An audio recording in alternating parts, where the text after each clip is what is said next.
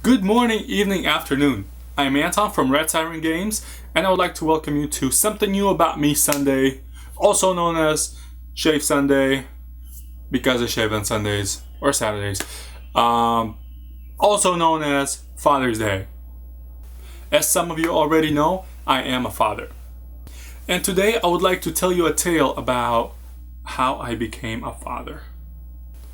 It all started 9 years ago at a church camp where we were both helpers. I was helping out with sports events. She was helping out like on the kitchen and stuff like that. So one time I walked into the kitchen and they actually needed my help. So I was like, all right, I'll help out. There was a girl sitting in the kitchen in front of a ginormous pot. I mean, this spot was like 500 liter pot. No, just kidding. Not that big, but I mean, it was like, huge. It was ginormous. She was like sitting on one side and cutting potatoes. Yeah, the potatoes were already peeled and she was just cutting them fourths, throwing them in. And so they asked me to help her. So I was like, sure thing, right?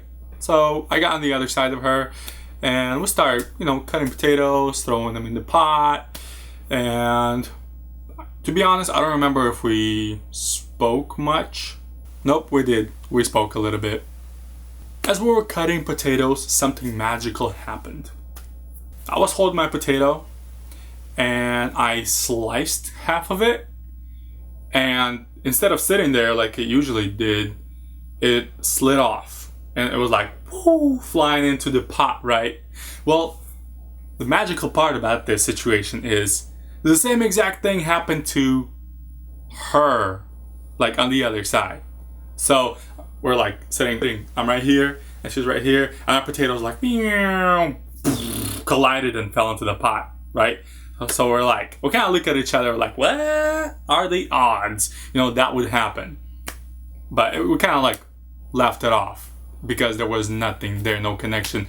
I barely knew the girl, right? Throughout our camping experience, we've met on certain occasions, sometimes by the swing, sometimes during whatever activities the kids were, doing.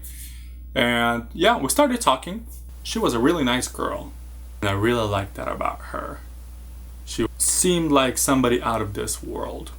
After the camp, we started emailing each other back and forth, and it was interesting. Back in 2006, where like High Five was still around, right? Who remembers High Five?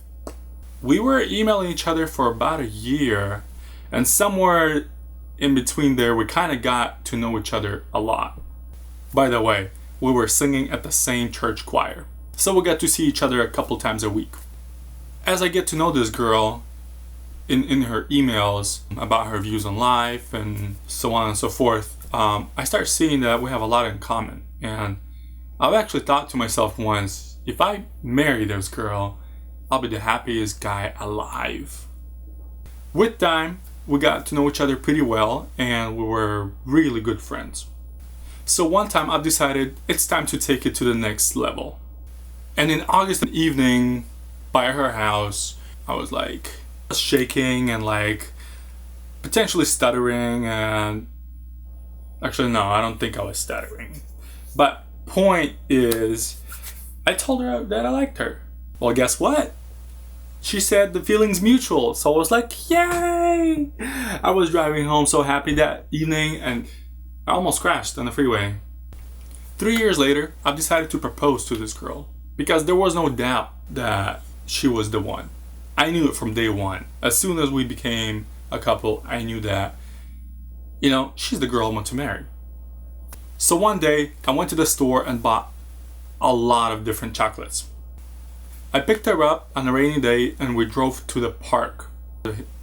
There was this beautiful park in El Dorado Hills where you could see the entire Sacramento. So I took her there, right? It's like pouring cats and dogs and it's crazy, and we're like with this umbrella walking on this grass, right? We reached the rocks and walked a little bit, so I pulled out a chocolate and I'm like, oh, would you like some chocolate? She was like, oh sure. So gave her some chocolate. I tasted some too. So I'm like, oh, what do you think about it? She's like, oh, it's good, right? And I'm like, cool. So I put that one away. I pull out another one. So, oh, would you like some more? She's like, ah, sure, right? So we tasted that one. We kind of talked about it a little bit, and then, you know, put it away. Pulled out another one. I think 3 or 4 chocolates that we tried. I think it was like 4 chocolates. Afterwards, I pull out chocolate-looking rose. You know those chocolates where they're shaped as like a rosebud, and it's like this pink foil wrapped around it. Well, it was one of those.